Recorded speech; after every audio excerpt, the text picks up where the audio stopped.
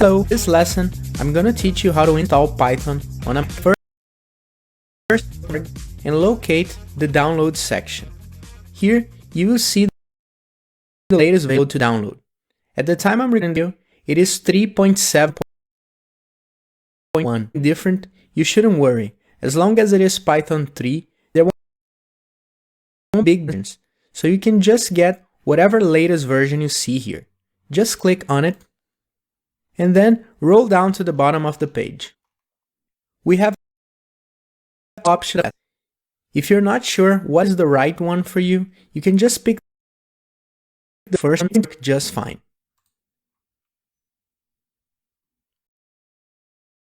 Finished. Let's open the installer. Now we can just click next until the end. Default Macintosh HD, and it's going to be installed under the applications folder. If you want, you can click customize so you can see what is being installed. We can just leave all these options selected and click install.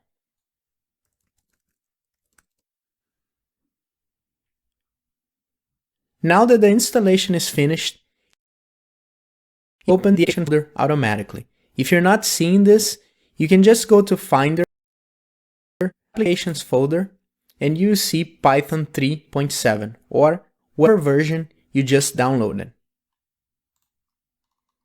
We're gonna run Python 3, which is the development and learning environment for Python. But first, let me show you another way to run. Just command spacebar and search for the terminal. When you can just type Python and it's going to start running. But be careful because Mac computers come with Python pre-installed. But as you can see here, this is not the right version. Mac computers come with Python 2. And most of the code we're going to use in this course is not going to work in this version. So open and close parentheses. And if you want to run Python 3 terminal, you can type Python 3. Now we are running Python 11.1, which is the version we just downloaded. Every time you see greater than symbols, it means that you're inside a Python interpreter. Here you can type Python code. Let's try to do a very basic math operation. I'll just type 2 plus 3 and hit enter. And now Python makes the calculation for us and prints the result below, which is 5. We can also do this using the print function.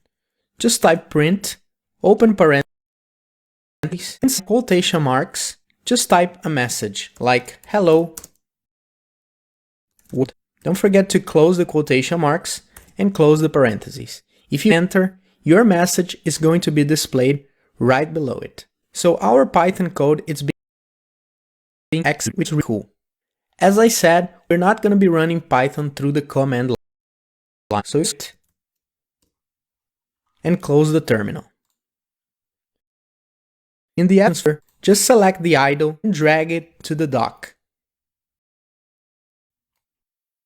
It's important to do this because we're going to be using it a lot in the first person, so it's going to be easier to open it from here.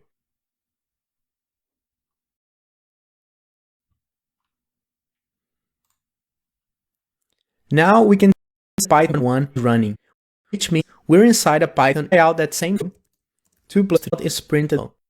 So here, but in the idle, we have different programs. For example, start by going to File, New File. So let's use the print function, and in which can also be simple. Let's write a message. Like first Python marks and close the parentheses. For the side now, I'm gonna show why and when we should use those symbols in next to the next also math operation here. It's going to print with operation and it's going to print for us. I always use the print function when it's going to calculate it, but it's going to be. So we must use the print. For numbers, we don't need quotation marks for text. So here, we can just type in the option here when we talk about data. So our first program is finished. Save it. Go to File, Save. For just desktop. I'm gonna name it test.py. We should use for our Python programs. We can run module. You can also use the effort. Now our program. So now we have Python installed here. We just learned two ways around the line and from the idle. And we just wrote our first line. We're ready to move to more advanced next video.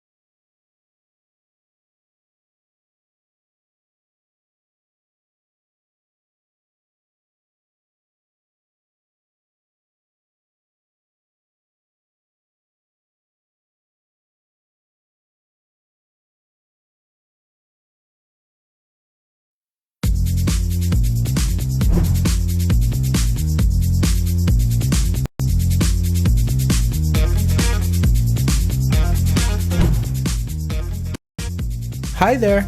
In the previous lesson, we wrote some lines of code and created our first idle. You can just go to your idle. Here, you can change the font face. You can adjust the indentation of specific things like errors and highlighted text and stuff like that.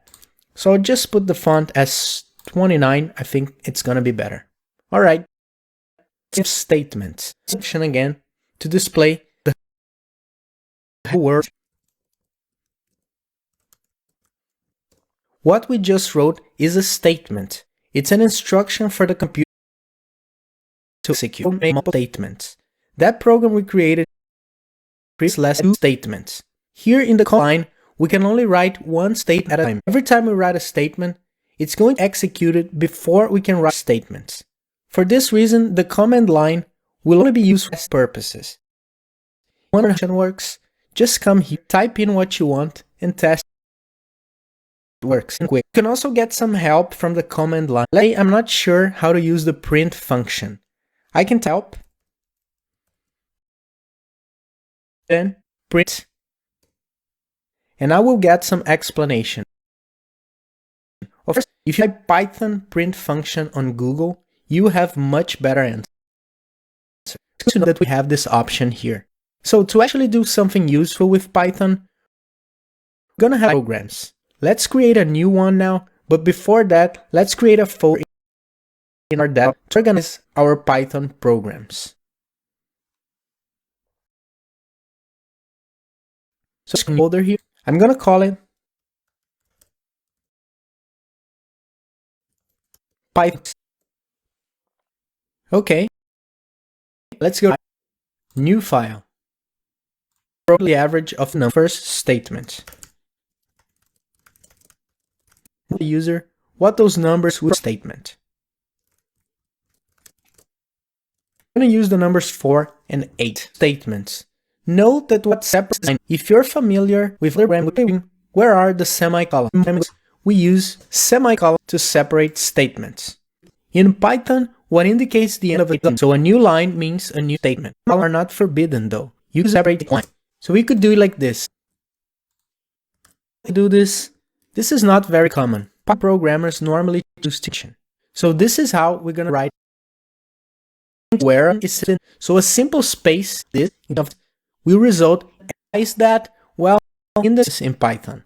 It is not used only C and highlighted by the indentation. So as we will learn a bit later. Another important aspect of Python that it is case sensitive. So P was changed, so it's using it as a function like a program, it's going to result in an error. Let's leverage and print the result.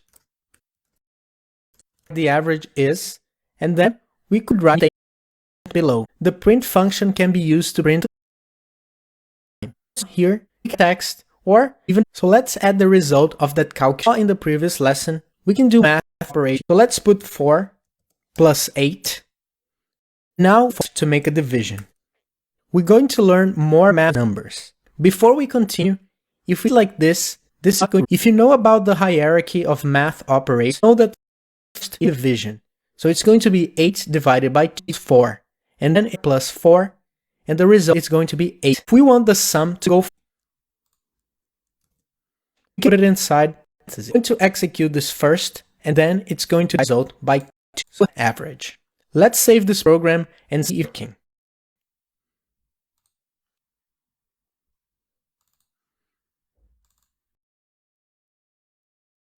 I'll be created.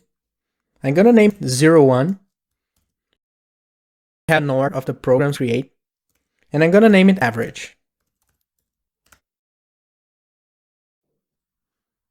Let me put the window a bit smaller before we run.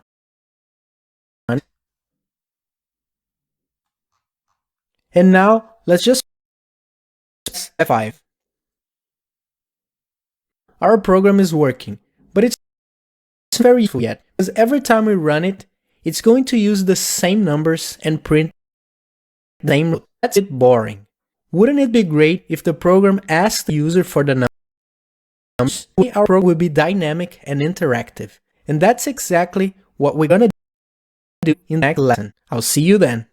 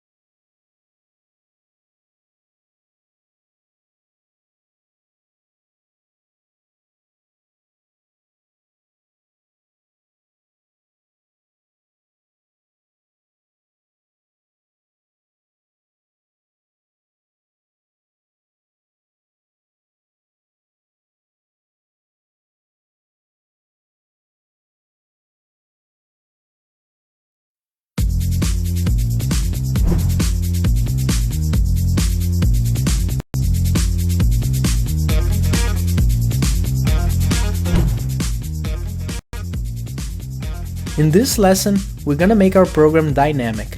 In order to do that, we need to talk about variables. Variables are used to store information. That information can be, for example, a line of text, the name of a person, or a number. There are several data types that can be stored in a variable, and we will talk about each of them in the next lessons. Now, let's focus on how to use variables. To create one, we just have to pick a name, for example, age, followed by the equal sign, and now the value we want to assign to this variable. I'm 32 years old, so I will assign 32 as the value of this variable. Now we have a variable called age that is taking that value for us. When we want to use it, we just call it by name, so we can pass it to the print function. Or we can do it even better. We could print something like I'm, then use the variable age, and then years old, and now we are using our variable in the middle of the text. Before we go ahead and use variables in our program, let's learn some rules we must follow when naming variables. So the first rule is, variable names can contain letters, numbers, and underscores. So we cannot use special characters like dollar signs, quotation marks, slashes, dashes, or anything like that. Spaces are also not allowed. Variable names can't start with numbers.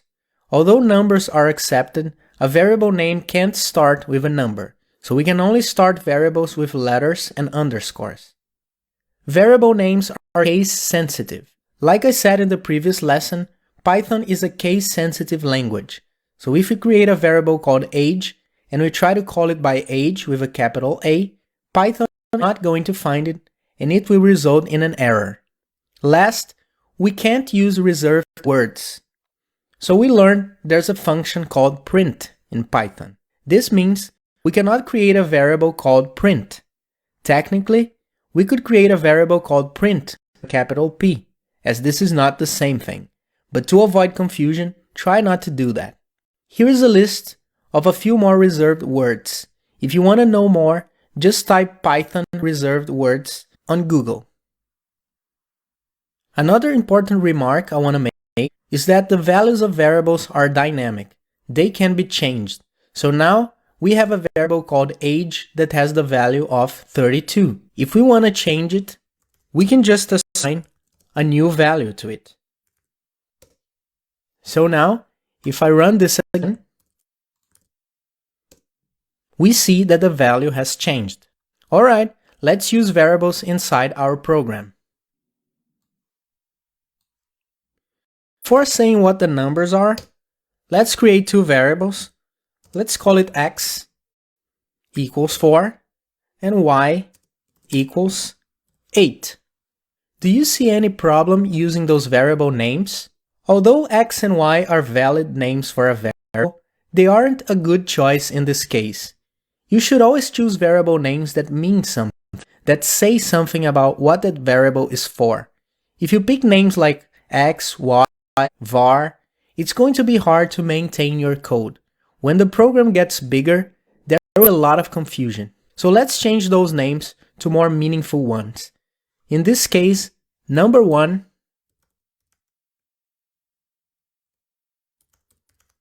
and number 2 are better choices. Now we can use it inside our print function. So here, let's use number 1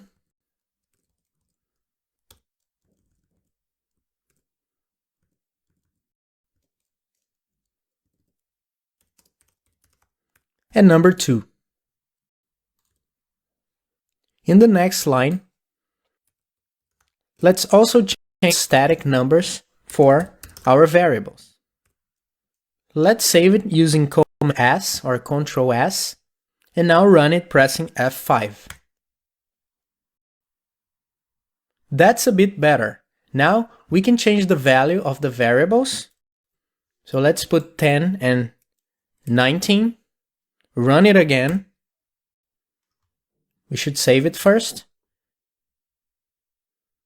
Now it's changing the values on this line, and it's calculating a new average. This is a bit better, but our program is still static, and we'll always use those numbers unless we change the value of the variables inside the code. In the next lesson, we will learn how to assign user input to our variables and make our program dynamic. I'll see you then.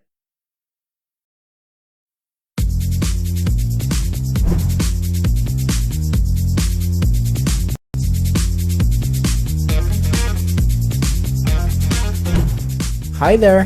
Let's exercise what we just learned about loops. Number 1, create a program that asks the user for 8 names and store them in a list. When all the names have been given, pick a random one and print it.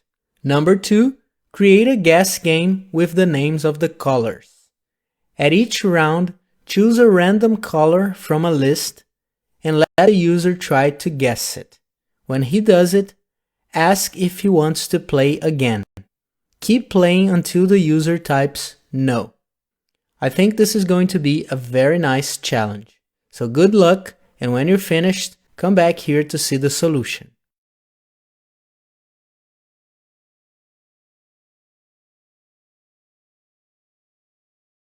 So for the first one, let's start creating a loop to ask for the 8 names. But before, we need to create an empty list. Now let's use a for loop. So for x in range. I think this is the easiest way. So person is going to be an input. With the message, type the name of a person. Then we are going to append that person to the list called people. Now when this is over, we have to pick a random person. So in this case, let's create a variable called index and let's use the random module. So let's import the random module and let's get a random number. So random.randint. If we have 8 names, we're going to have indexes ranging from 0 to 7. Now the random person is going to be someone in the list called people, and then we are going to use this random index that we just got. Now let's print picking a random person and random person. Let's see if this is working.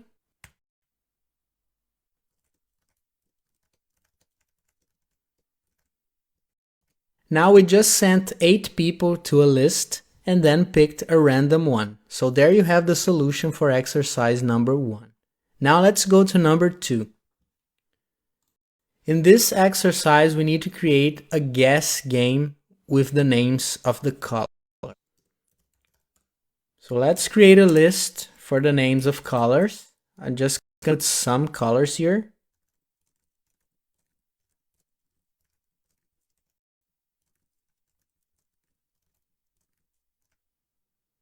Now let's create an infinite loop to keep playing until the user types no. So while true, we know that if we do this, we're going to create an infinite loop. So let's add a random color. And for that, we are also going to need the random module. So import random. Now as an index for the list of colors, we are going to use a random number. And the range we are going to use is from 0 until the length of that list minus 1, which is going to be the last index of this list. So remember I told you it was going to be useful to work with the length of a list. So in this case, we just have a list with 1, 2, 3, 4, 5, 6, 7, 8 colors. So we're going to pick a random number between 0 and 7, which is going to be used as an index of this list. So this means we're going to pick a random color. Now let's create a variable called guess. Let's add an input. I'm thinking about color. Can you guess it?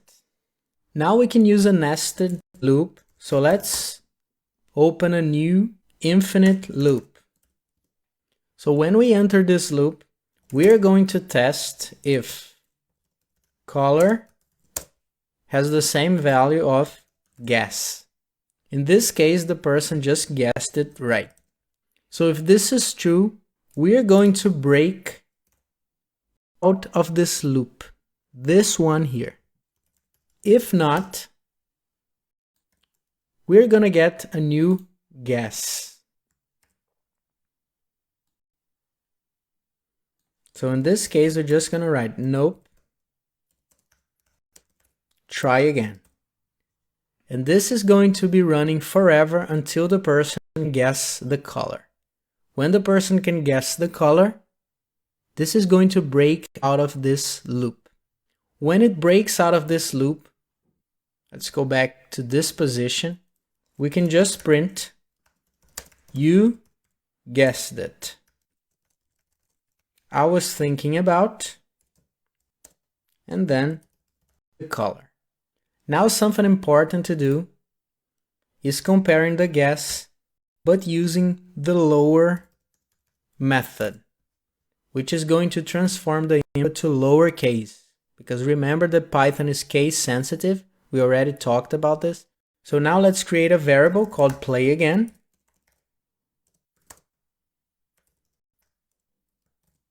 Which will be an input with the following message. Let's play again.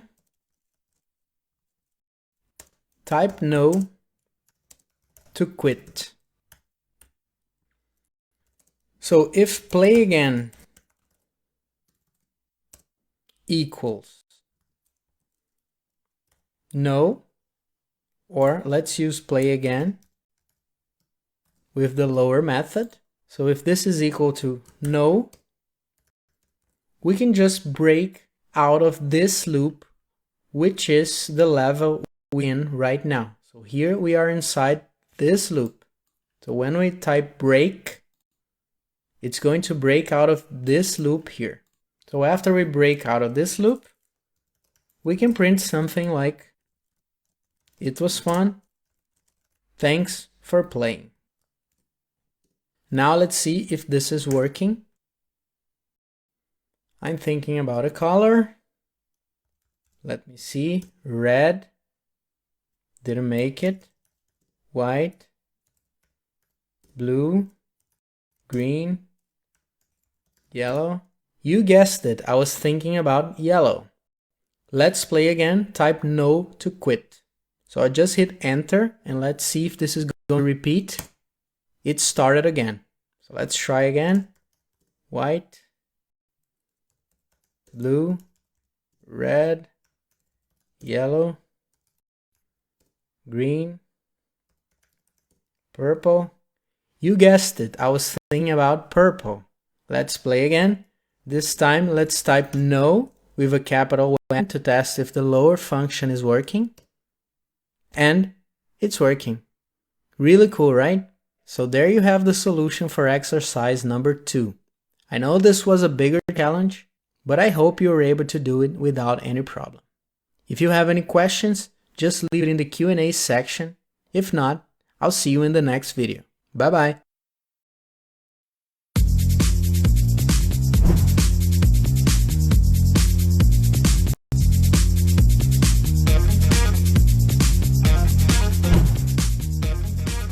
In this lesson, we will learn how to do HTTP requests using Python. First, you should understand your for Pro web browser. You're actually to a server which usually requested. Your browser will be the web page, but HTTP requests we can use it to receive data of an HTTP requests. The request and can be a web browser, mobile software, or a program. Then the request we search for the data on a database. It sends a response back. About the data could be, for instance, a list of blog posts. Be the we have in Google. The client will send here, like Google shows links, titles, and description. Search for a hashtag on Instagram. And the HTTP requests work. Okay, the requests model. So I'll just to the terminal and I requests. Let's get an I'm not gonna rename it this time. Variable. And then to line requests get. Let's move to Google's webpage. HTTPS //w.google.com, which is exactly it goes. So we just sent a request yet for HTTP requests are post. More about the get and post methods is set. Let's check the status. So r dot status code. You can also search for HTTP status codes if you want to know them all, but the most important ones are 200 OK, request has been sent successfully. 403 for forbidden, which means, for example, authentication correctly, or maybe it was missing a since the front page is public, you don't have to send authentication. We are 04, which is the widely known status code for not. So as we can see, our request was successful. We can of the request. This will show some information about the star.header. And this is going to bring us information about the request. Information if we want.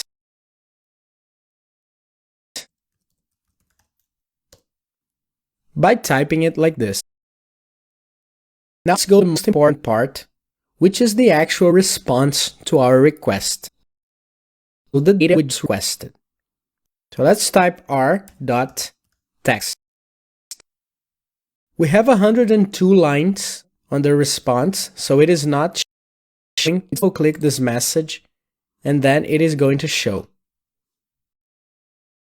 What we're seeing here is all the HTML code for Google's front page, which is exactly what the browser gets when it sends an HTTP request to google.com. Cool. Of course, this is a bit hard for us to read, but our browser can interpret the code and render the web page beautifully. So now, what do we do with the HTML code from Google?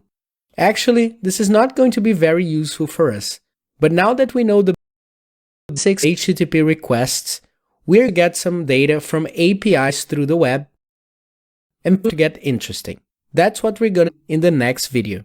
I'll see you then.